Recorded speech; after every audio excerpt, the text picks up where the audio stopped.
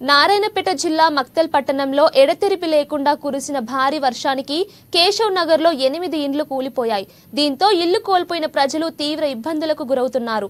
వాళ్ళకి ఉండటానికి ఎలాంటి ఆధారం లేక అవస్థలు పడుతున్నారు.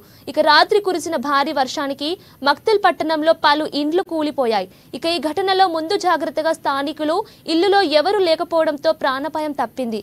ఇక ఆ ఇంటి యజమానులకు ఆస్తి నష్టంతో పాటు ఇంట్లో సామాగ్రి మట్టిలో కలిసిపోయాయి. ఇక ఈ విషయం తెలుసుకున్న అధికారులు, ప్రజాప్రతినిధులు భారీ వర్షాల పట్ల స్థానిక ప్రజలు అప్రమత్తంగా ఉండాలని, శిథిలావస్థకు చేరుకున్న ఇండ్లలో ఉండరాదని సూచించారు. ఇంట్లో సామాన్లు అట్లా ఉండేది. రాత్రి వాన పడింది. ఏర పక్కన ఇంట్లోకి ఉండము. అది కాకుండా ఇంకా ఎరవల ఇండ్లు పడినవి. ఇంట్లో సాన పరిస్థితి బాగాలేదు. నాకైతే సని రాత్రి ఇల్లు పడిపోయింది. ఇంట్లో సామాన్లు ఉన్నాయి. బియ్యము, బొంతలు, బట్టలు అన్నీ ఇంట్లోనే ఉన్నాయి. తలుపు తెరవడానికి రాదు.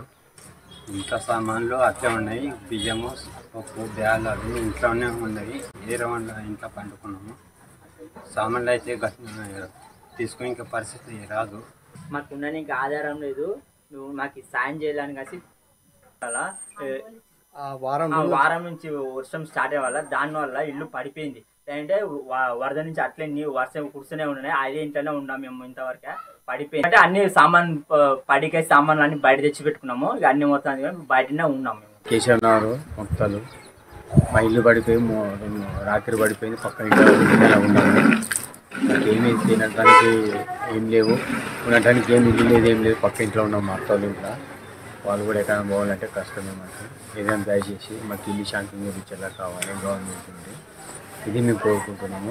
దయచేసి మాకు కొంచెం ఇల్లు కావాలి. మాకు ఇల్లు లేదు, ఏం లేదు. పడిపోయి 2 రోజులైంది.